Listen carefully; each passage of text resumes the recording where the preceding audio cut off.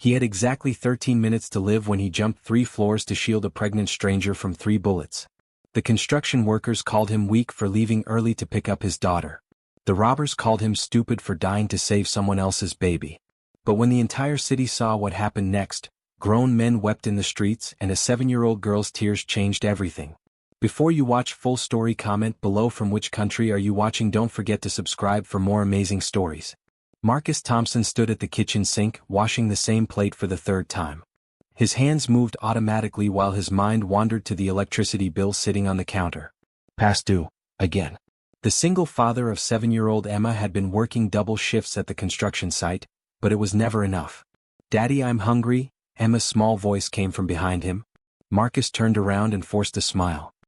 His daughter sat at the small wooden table, her school uniform slightly worn at the edges. She deserved so much better than this life he was giving her. "Coming right up, princess," he said, opening the nearly empty refrigerator. 2 eggs and half a loaf of bread. That would have to do. 3 years ago, everything had been different. Marcus had a beautiful wife, Sarah, a decent job, and dreams of giving Emma the world. Then cancer came like a thief in the night. Sarah fought for 18 months, but the disease was ruthless. When she passed away, she left behind a mountain of medical bills and a broken man trying to raise their daughter alone. The other construction workers often mocked Marcus. They called him weak for leaving early to pick up Emma from school. They laughed when he turned down overtime on weekends because those were his days with his daughter. But Marcus didn't care. Emma was his whole world now. That Tuesday morning started like any other. Marcus dropped Emma at school, kissed her forehead, and promised to pick her up at 3 o'clock sharp. He never broke that promise. Not once in 3 years. "Love you to the moon and back, Daddy," Emma said, hugging his legs. "And I love you to the stars and beyond, baby girl." Marcus watched her run into the school building, her backpack almost bigger than her tiny frame. Then he headed to work, unaware that this ordinary day would change everything. The construction site was located in the downtown area, right across from Memorial Hospital. Marcus had been working there for 6 months, helping build a new parking structure. The pay was terrible, but it was close to Emma's school, which meant he could get to her quickly if needed. During lunch break, Marcus sat on a concrete block, eating his sandwich and watching people come and go from the hospital. Doctors, nurses, patients, families, each person carrying their own story of hope or heartbreak. That's when he first noticed her. The pregnant nurse walked out of the hospital entrance, one hand supporting her large belly, the other holding her phone. Even from a distance, Marcus could tell she was exhausted. Her scrubs stretched tight over her 9-month pregnant belly, and she walked with the careful waddle of someone who could give birth any moment. She sat on a bench outside the hospital, rubbing her swollen feet.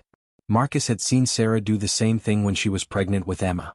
The memory made his chest tight. Over the next few weeks, Marcus saw the nurse almost every day during lunch. She always sat on the same bench, always looked tired, always alone.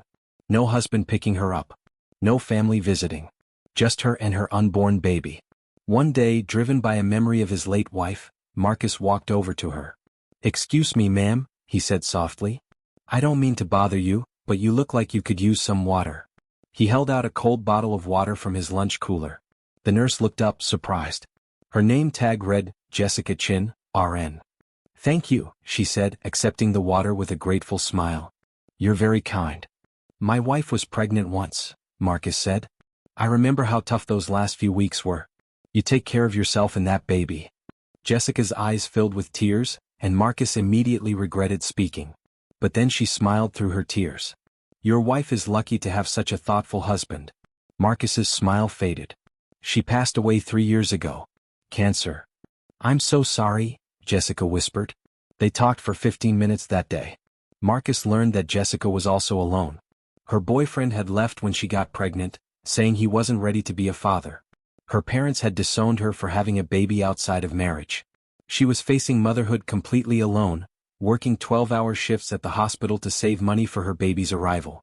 From that day forward, Marcus made it his mission to check on Jessica during lunch breaks. He brought her extra sandwiches, cold water, and sometimes fruit he picked up from the discount store. They became unlikely friends, 2 broken people trying to survive in a harsh world. "You remind me of my late wife," Marcus told her one day. She had the same strength in her eyes. The same determination.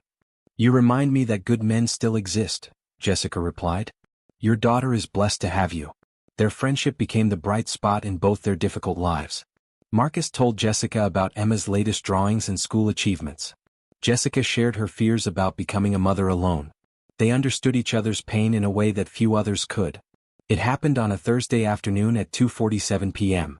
Marcus would remember that exact time for the rest of his life. He was working on the third level of the parking structure when he heard shouting from the street below. Looking down, he saw a scene that made his blood run cold.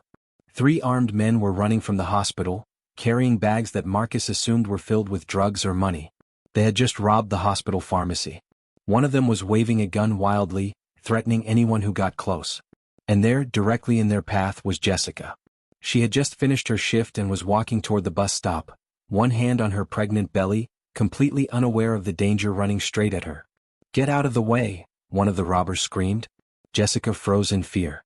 Her pregnant belly made it impossible to move quickly. She stood there like a statue, paralyzed by terror. The robbers were almost upon her. Behind them, Marcus could hear police sirens getting closer. The criminals were panicking, running faster, more desperate. One of them raised his gun. Marcus didn't think. He didn't calculate the risk. He didn't consider that he had a daughter waiting for him at school in 13 minutes. He only saw a pregnant woman in danger, a woman who had become his friend, a woman whose unborn baby deserved a chance at life. He jumped. From the third level of the parking structure, Marcus leaped over the railing and landed hard on the concrete below. Pain shot through his legs, but he pushed through it. He ran faster than he had ever run in his life, his construction boots pounding against the pavement. "Jessica, move," he screamed. But she couldn't. She was frozen. Marcus reached her just as the robber's fingers squeezed the trigger. He threw his body in front of Jessica, wrapping his arms around her pregnant form, shielding her and her baby with his own body. The first bullet hit Marcus in the shoulder. The second caught him in the chest. The third grazed his side. The world exploded in pain and sound. Marcus heard Jessica screaming. He heard more gunshots as police arrived and engaged the robbers. He felt warm blood spreading across his shirt. But all he could think about was one thing. Emma. His little girl. She would be waiting for him at school. Marcus collapsed to the ground, his body covering Jessica like a human shield. Even as darkness crept into his vision, he kept his arms around her, protecting her until he was certain the danger had passed. The last thing he heard before losing consciousness was Jessica's voice, crying and begging him to stay awake. "Please don't leave me. Please. Your daughter needs you. Stay awake, Marcus. Please." But the darkness was too strong. Marcus fell into the void, not knowing if he would ever see his Emma again. Emma sat on the hard plastic chair at her school, swinging her little legs and watching the clock. 3:15. 3:30. 3:45. Where was Daddy? He was never late. Not ever. The school secretary made calls, but Marcus's phone went straight to voicemail. Finally, the police arrived with news that made Emma's teacher cover her mouth in shock. At Memorial Hospital, the waiting room was filling with people. Construction workers from Marcus's site had heard what happened and came rushing over. They were the same men who had mocked him for leaving early, who had called him weak for choosing his daughter over overtime. Now they sat with tears in their eyes, praying for the man they had failed to appreciate. Jessica was also there, wrapped in a blanket despite the warm weather, her body shaking with shock and tears. She had given her statement to the police through sobs, telling them how Marcus had saved her life and her baby's life without a moment's hesitation. "He didn't even know me that well," she cried to the officers. "But he jumped 3 floors and took bullets for me. For my baby. Who does that? A hero does that." That's what the officers thought but didn't say. The news spread through the hospital like wildfire. Nurses who had worked with Jessica gathered around her, supporting their colleague. Doctors who had been in surgery when the robbery happened came out to check on the man who had saved their pregnant nurse. Then Emma arrived. The 7-year-old girl walked into the hospital with a police officer holding her hand. She looked so small, so scared, so lost. Her eyes searched the waiting room until they found Jessica, the pregnant woman she had heard about in her daddy's stories. "Are you Miss Jessica?" Emma asked in a tiny voice. Jessica nodded, unable to speak through her tears. "Is my daddy going to die?" Those 6 words broke every heart in the waiting room. Grown men wept openly. Nurses who had seen countless tragedies in their careers found themselves unable to hold back tears. Jessica pulled Emma into her arms and held the little girl close. "Your daddy is the bravest man I have ever met," Jessica whispered. "He saved me and my baby. He's a hero. But is he going to die?" Emma repeated, her voice shaking.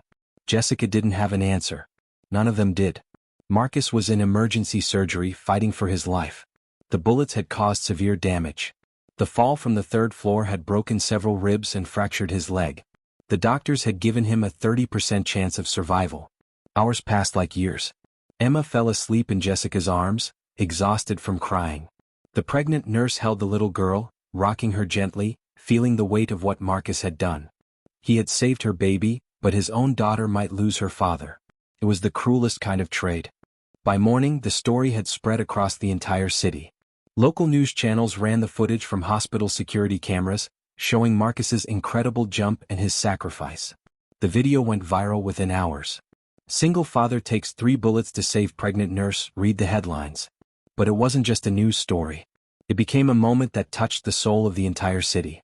People were tired of hearing about violence and crime. They were exhausted by stories of selfishness and cruelty. Marcus's sacrifice reminded them that heroes still existed, that goodness still lived in human hearts. The hospital was flooded with flowers, cards, and donations. Complete strangers showed up wanting to help. They brought food for Emma, toys to comfort her, and money to help with medical bills. The outpouring of support was overwhelming. Emma's school held a prayer assembly for Marcus. Children made get-well cards with crayon drawings of superheroes. One little boy drew a picture of a man with a cape catching bullets. Underneath, he wrote, "Mr. Marcus is a real superhero." The construction company that employed Marcus held an emergency meeting. The same boss who had always complained about Marcus leaving early, who had threatened to fire him multiple times for putting his daughter first, now sat in his office with tears streaming down his face. "I was wrong about him," the boss told the assembled workers. "I thought he was weak because he chose his daughter over work. But he showed us what real strength looks like. He's stronger than any of us." They started a fund for Emma's future. Within 24 hours they had raised $50,000. Other companies heard about it and donated more. The fund grew to $200,000, then $500,000. But money meant nothing if Marcus didn't survive. Marcus woke up 3 days later in the ICU. Pain consumed his entire body. Every breath felt like knives stabbing his chest. He tried to speak but found tubes down his throat. Panic set in until he saw a familiar small figure sleeping in a chair beside his bed. Emma. His daughter's head rested on the edge of his bed, her small hand clutching his. She was wearing the same school uniform from 3 days ago, now wrinkled and stained with tears. Her face was puffy from crying, her hair messy. She was the most beautiful thing Marcus had ever seen. He tried to move his hand to touch her hair but found he was too weak. A nurse noticed him awake and rushed over with a smile. "Welcome back, Mr. Thompson. You had us all worried." The nurse gently woke Emma. The little girl's eyes opened slowly, then went wide when she saw her father looking at her. "Daddy," she screamed, then burst into tears. "Daddy, you're awake. You're really awake." Marcus couldn't speak because of the tubes, but his eyes filled with tears that rolled down his cheeks. Emma climbed carefully onto the bed, mindful of his injuries, and laid her head on his shoulder. "I thought you left me like Mommy did," she sobbed. "I thought I was going to be all alone." Marcus's heart shattered. He had almost left her. His heroic act had nearly orphaned his daughter. The weight of that realization was heavier than any bullet. Over the next few hours, as doctors removed the tubes and checked his condition, Marcus learned everything that had happened. The robbers had been caught. Jessica and her baby were safe. The city had rallied behind him. But all Marcus could think about was Emma. "I'm so sorry, baby girl," he whispered when he could finally speak. His voice was raspy and weak. "I didn't think. I just saw someone in danger and I—" "You saved her, Daddy," Emma said, looking up at him with her mother's eyes. "Miss Jessica told me. You saved her and her baby. You're a hero." "I'm not a hero," Marcus said, his voice breaking. "I'm just a dad who almost left his daughter alone in this world. I was selfish." Emma shook her head firmly. "Mommy always said that real love means protecting people even when it's scary. You did what Mommy would have done. You saved them." Those words from his 7-year-old daughter hit Marcus harder than any bullet. Sarah would have done the same thing. His wife had spent her life helping others as a teacher. She had fought cancer with grace, always thinking of others even in her pain. Marcus had saved Jessica not despite Sarah's memory but because of it. 2 weeks after the shooting, Marcus was moved from ICU to a regular hospital room. His recovery was slow and painful, but doctors were amazed he had survived it all. The bullets had missed his heart by centimeters. A few inches to the left and Emma would have been an orphan. Jessica visited every day. Her pregnancy had progressed and she was on maternity leave now, but she spent most of her time at the hospital. She brought Emma coloring books and helped her with homework. She braided the little girl's hair and made sure she ate proper meals. "You don't have to do this," Marcus told her one afternoon. "You should be home resting." Jessica smiled and rubbed her belly. "You saved my baby's life, Marcus. The least I can do is help take care of yours." Emma had grown attached to Jessica. The pregnant nurse filled a void that had existed since Sarah died. Jessica taught Emma things that Marcus didn't know how to explain, girl things that made Emma light up with happiness. One evening, as Jessica helped Emma with her homework, Marcus watched them from his hospital bed. They looked like a family. The thought made him feel guilty and hopeful at the same time. "Miss Jessica," Emma said suddenly, looking up from her math problems, "when your baby comes, can I be like a big sister?" Jessica's eyes filled with tears. "I would be honored to have you as my baby's big sister."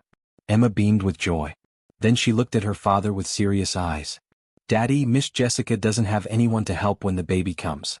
Can she stay with us? Please?" Marcus opened his mouth to explain why that might not be appropriate, but Jessica spoke first.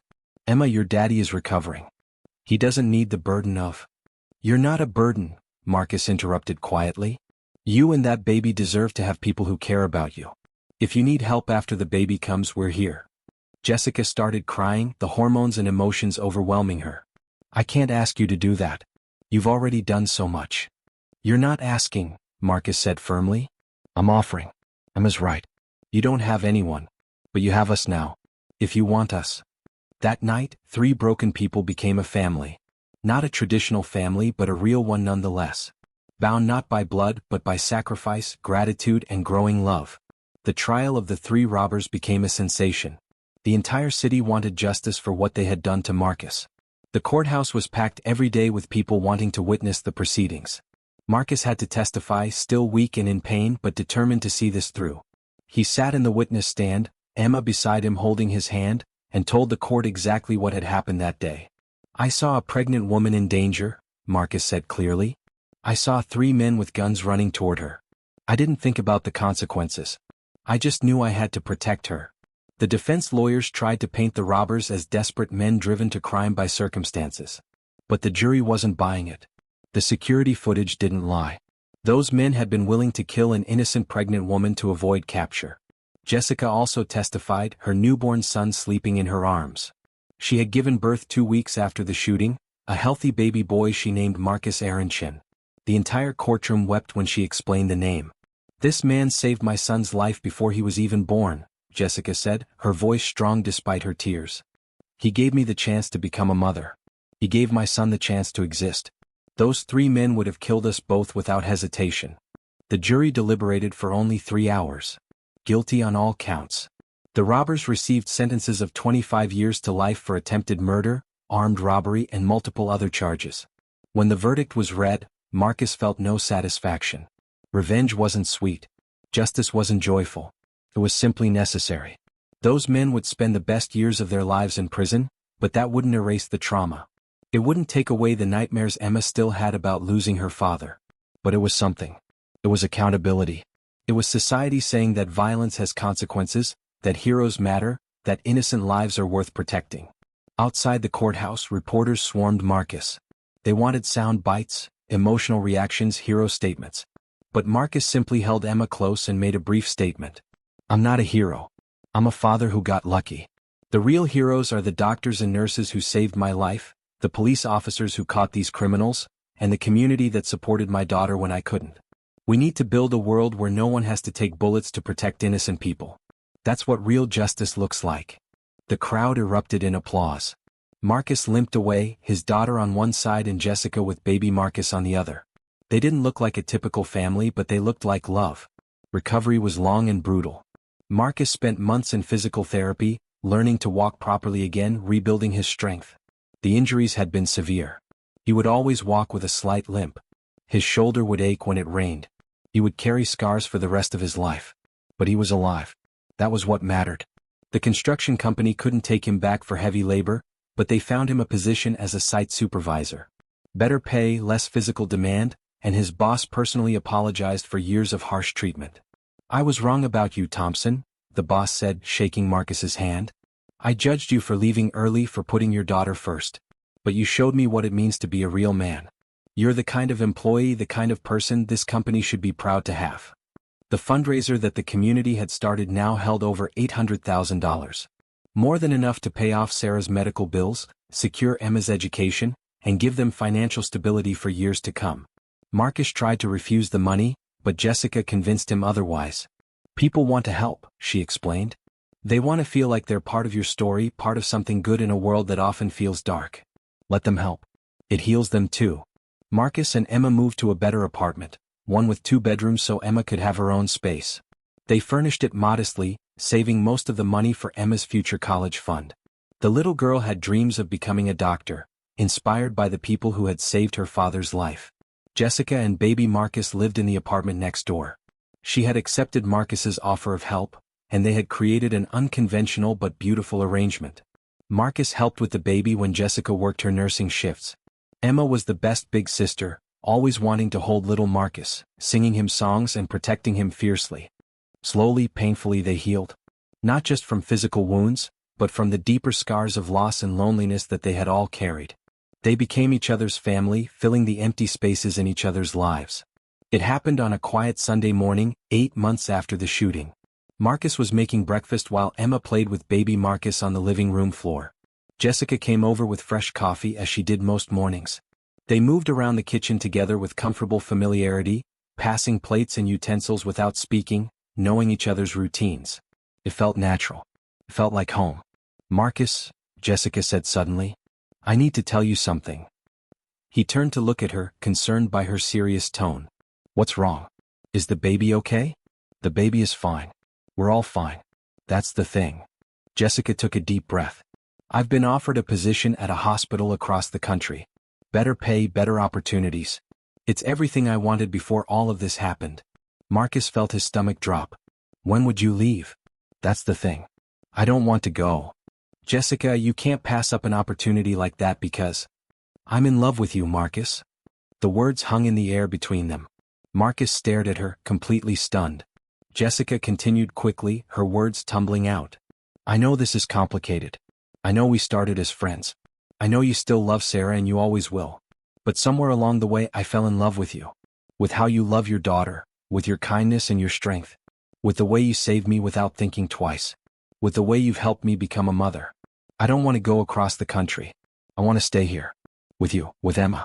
I want us to be a real family. Marcus couldn't speak. His throat was tight with emotions he couldn't name. Yes, he still loved Sarah. He would always love his late wife. But Jessica was right here, real and alive and wonderful. She had filled his life with light again. She had given Emma a mother figure. She had shown him that his broken heart could still feel joy.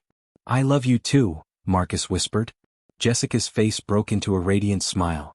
Really? Really? I've been falling in love with you for months but felt guilty about it. Like I was betraying Sarah's memory. Jessica shook her head and took his hands. Sarah would want you to be happy. She would want Emma to have a complete family. Love isn't betrayal, Marcus. Love is healing. They stood there in the kitchen, holding hands, while Emma played with baby Marcus in the other room. 2 broken people who had found each other in the worst circumstances and had built something beautiful from tragedy. Marcus pulled Jessica close and kissed her forehead. Thank you for saving me too. Jessica laughed through her tears. I didn't take any bullets for you. No, but you gave me a reason to survive them. You gave me a family again. That's its own kind of saving. Marcus's story didn't end with his personal healing. It created ripples that spread throughout the entire city. The hospital where Jessica worked started a security program to better protect their staff. The city council passed new laws requiring stricter penalties for crimes committed near hospitals and schools. The construction company implemented new safety protocols and employee support programs. But the biggest change was in people's hearts. A local teacher started a program called Marcus's Heroes at Emma's school, teaching children about everyday heroism and protecting others. Students were encouraged to stand up to bullies, help those in need, and put others before themselves. The construction workers who had once mocked Marcus now wore bracelets that said, "Choose people over pride." They had learned from Marcus's example that real strength isn't about how much you can lift or how tough you appear. Real strength is choosing love over fear, compassion over cruelty. Jessica started a support group at the hospital for single mothers, helping women who were facing parenthood alone. She called it Sarah's Circle in honor of Marcus's late wife, knowing that Sarah would have wanted to help others. Emma grew up knowing that her father was a hero, but more importantly she learned what heroism really meant. It wasn't about being fearless. It was about loving others enough to face your fears anyway. On the first anniversary of the shooting, the city held a ceremony at the hospital. They unveiled a statue in the courtyard, a bronze figure of a man shielding a pregnant woman. The plaque read, "In honor of Marcus Thompson, who reminded us that ordinary people can do extraordinary things when love gives them courage." Marcus stood at the ceremony with Jessica by his side, Emma holding his hand and baby Marcus in his arms. Tears streamed down his face as the mayor spoke about heroism and sacrifice. Marcus Thompson could have looked away, the mayor said to the gathered crowd. He could have stayed safe on that construction floor. He could have chosen to protect only himself. But he chose differently. He chose to leap into danger. He chose to take bullets meant for a stranger. He chose love over fear. And in doing so, he reminded all of us what it means to be truly human. The crowd applauded, but Marcus felt uncomfortable with the hero worship. He looked down at Emma, who smiled up at him with pride. "Daddy," she whispered. "Mommy would be so proud of you." Those words meant more to Marcus than any statue or ceremony ever could. 2 years after the shooting, Marcus married Jessica in a small ceremony at the same hospital where he had almost died. It seemed fitting. The place that had witnessed so much pain now witnessed pure joy. Emma was the flower girl, taking her job very seriously as she walked down the aisle scattering petals. Little Marcus toddled beside her in his tiny suit, making everyone laugh as he tried to eat the flowers. The hospital staff filled the pews. Construction workers wiped away tears. The police officers who had caught the robbers stood at attention in their dress uniforms. The doctors who had saved Marcus's life sat in the front row, beaming with pride. As Marcus stood at the altar watching Jessica walk toward him, he thought about how far they had all come. 2 years ago, he had been a broken single father barely surviving, and Jessica had been a pregnant woman facing motherhood alone. Now they stood together, building a life filled with love and hope. The vows they wrote themselves were simple but powerful. "Jessica," Marcus said, his voice thick with emotion, "you have given me a reason to be grateful for every painful step of this journey. You took my broken heart and showed me it could love again. You gave my daughter a mother and me a partner. I promise to protect you, cherish you, and love you for all my days. You are my second chance at happiness." Jessica smiled through her tears. "Marcus, you saved my life before we even knew each other's names. You gave my son the gift of existence and me the gift of family. You showed me that heroes are real and that good men still exist. I promise to stand by your side through every challenge, to love your daughter as my own, and to build a life with you that honors the sacrifice you made. You are my hero, my love, and my home." When they kissed, the entire chapel erupted in cheers and tears. Emma jumped up and down with excitement. Little Marcus clapped his pudgy hands. It was messy and loud and absolutely perfect. At the reception, the construction boss stood to make a toast. His voice shook with emotion as he spoke. "I knew Marcus Thompson as an employee for years before I really saw him as a man. I thought he was weak because he left work early for his daughter. I was wrong. Marcus taught all of us that real strength is choosing love over convenience, family over profit, and others over ourselves. He took bullets to save a stranger. He survived to give that stranger a family. And today he's creating a new beginning from the ashes of tragedy. Marcus, you're the best man I know, and I'm honored to call you my friend." The room applauded, and Marcus hugged his former boss, both men crying openly. Later that night, as the celebration wound down, Marcus stood on the hospital balcony with Jessica, looking out over the city. Emma and little Marcus were asleep inside, curled up together on a couch. "Do you regret it?" Jessica asked quietly. "Jumping that day? The pain, the recovery, all of it?" Marcus thought about the question seriously. The physical therapy had been agonizing. The nightmares still came sometimes. His body would never be the same. He carried scars that would last forever. But he also thought about Emma having a mother again. He thought about little Marcus growing up with a family who loved him. He thought about the life he was building with Jessica, the love that had grown from tragedy. "No," Marcus said firmly. "I don't regret it. Not for a second. That jump led me here to this moment. Gave me you. It gave Emma a complete family. It showed me that life can be beautiful again after loss. How could I regret something that brought so much good?" Jessica leaned against him, and Marcus wrapped his arms around his wife. Behind them, through the glass, he could see their children sleeping peacefully. His children. Both of them.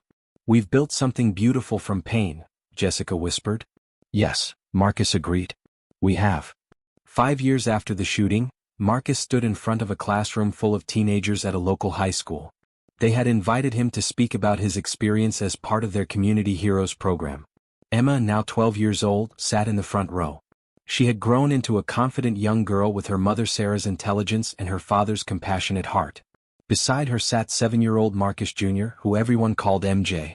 The little boy looked exactly like his mother but had inherited the protective instincts of his stepfather. People call me a hero, Marcus began, his voice steady. But I want you to understand something important. I'm not special. I'm not braver or stronger than anyone else in this room. I was just a dad in the right place at the right moment who made a choice. He paused, looking at each young face. Every day you all face choices. To help or to look away. To stand up or to stay silent. To protect others or to protect only yourselves. The choice I made that day wasn't special. It was human. It was what any of you would do if you really saw someone in need. A student raised her hand. But weren't you scared? You jumped from 3 floors and got shot 3 times. Marcus nodded. Terrified. But fear doesn't make you weak. Fear is what makes courage possible. You can't be brave if you're not afraid. The question isn't whether you feel fear. The question is what you choose to do despite that fear. He looked at Emma, who smiled encouragingly at him. That day I had a split second to decide. I could have told myself that it wasn't my problem, that someone else would help, that I had my own daughter to think about. All of those thoughts would have been valid. But I looked at that pregnant woman and I saw someone who needed help. I saw someone who deserved a chance. I saw someone's daughter, someone's future. And I couldn't live with myself if I didn't try. Another student spoke up. Do you think about what would have happened to your daughter if you died? Marcus felt his throat tighten. It was a question that had haunted him for years.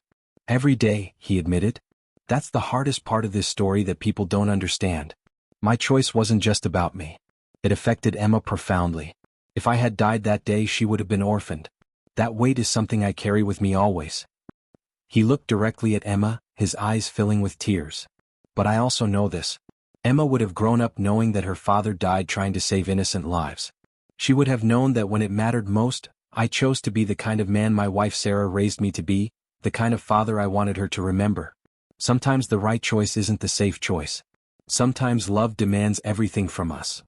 Emma wiped tears from her eyes and MJ climbed into her lap, sensing her emotion. The real lesson here isn't about jumping off buildings or taking bullets, Marcus continued. It's about seeing people. Really seeing them. That pregnant nurse wasn't a stranger to me. She was a person. She had hopes and dreams and fears. She deserved protection. Her baby deserved a chance at life. When you truly see people as human beings who matter, the choices become clearer. Marcus spent the next hour answering questions, telling his story, and encouraging these young people to be the kind of humans who choose compassion over convenience. After the assembly, Emma hugged her father tightly. That was perfect, Dad, she whispered. Your mom would be proud, Marcus said, kissing the top of her head. Both of my moms are proud, Emma corrected. Mom Sarah because you honored her memory, Mom Jessica because you gave her everything. Marcus smiled. Emma had started calling Jessica Mom 3 years ago, and it had felt natural and right. Sarah would always be her first mother, but Jessica had earned the title through years of love and dedication. MJ tugged on Marcus's pant leg. Daddy, did it hurt when you got shot? Marcus picked up his son. Yes, buddy. It hurt a lot. But you did it anyway? I did it anyway. MJ hugged him tight. I want to be brave like you when I grow up. Marcus felt his heart swell. You already are, son. Every time you share your toys, every time you stand up for your sister, every time you choose kindness, you're being brave. Heroism isn't about one big moment. It's about 1,000 small choices to be good when you could choose otherwise. That evening, the whole family gathered for dinner at their home. Jessica had cooked Marcus's favorite meal, and the kitchen was filled with warmth and laughter. Emma helped set the table while MJ played with his toy cars. As they sat down to eat, Marcus looked around at his family. His beautiful wife who had forgiven him for nearly dying, his brave daughter who had survived almost losing both parents, his son who filled their home with joy and chaos. This was what he had saved that day. Not just one pregnant woman and her baby, but this entire life they had built together. This family, this love, this second chance at happiness. What are you thinking about? Jessica asked, noticing his expression. About how lucky I am, Marcus said simply. About how that worst day of my life led to the best life I could imagine. Emma raised her glass of juice. To Dad, the real superhero. MJ copied her, his juice sloshing everywhere. To Daddy? Jessica raised her wine glass, her eyes full of love. To the man who taught us all that love is worth fighting for, worth bleeding for, worth everything. They clinked glasses, this imperfect, beautiful family that had been forged in fire and built on sacrifice. Marcus thought about the 3 bullets still lodged in his body, too dangerous to remove. He carried pieces of that day with him always, metal reminders of the moment he chose love over safety. But he also carried Emma's laughter, MJ's hugs, and Jessica's love. He carried the gratitude of a city that had seen his sacrifice. He carried the knowledge that his choice had mattered, that 2 people were alive because he had jumped. That night, after the children were asleep, Marcus stood in the doorway of their bedroom watching them sleep. Emma in her bed covered in posters of her favorite bands. MJ in his race car bed clutching a stuffed giraffe. Jessica joined him, slipping her hand into his. "Thank you," she whispered. "For what?" "For jumping that day, for surviving, for giving us this life. For showing me what love really means." Marcus turned to her and cupped her face in his hands. "Thank you for giving me a reason to survive. Thank you for loving my daughter like your own. Thank you for building this beautiful life with me." They kissed softly, then walked together to their bedroom, 2 people who had found each other in the darkest moment and had created light from that darkness. The city would always remember Marcus as the single dad who took bullets to save a pregnant nurse. But Marcus knew the truth. He wasn't a hero. He was just a man who had loved so deeply that sacrifice became inevitable. And in the end, love had won. Love had healed. Love had built a family from broken pieces. Love had created something beautiful from pain. That was the real story. Not about bullets and jumping and physical sacrifice, but about how love transforms us, how it gives us courage we didn't know we possessed, and how it builds bridges between strangers who become family. Marcus Thompson had jumped 3 floors, taken 3 bullets, and nearly died. But in doing so, he had saved more than 2 lives. He had saved himself from a future of loneliness. He had saved Emma from growing up without a mother. He had saved Jessica from facing motherhood alone. He had saved MJ from a life without a father. And he had shown an entire city that ordinary people can do extraordinary things when love gives them wings. That night, as Marcus fell asleep beside his wife, he dreamed of Sarah. She stood in golden light, smiling at him with pride. "You did good, my love," she whispered. "You honored our family. You gave Emma what I couldn't. You found love again. I'm so proud of you." Marcus woke with tears on his cheeks but joy in his heart. Sarah would always be his first love, the mother of his daughter, the woman who had taught him how to be a good man. But Jessica was his future, his second chance, his proof that life could be beautiful again after loss. He had both of them in his heart. He was blessed beyond measure. The single dad who took bullets had received more than he had given. He had received a family, a purpose, and a love that made every scar worth bearing. And that was the real miracle of it all.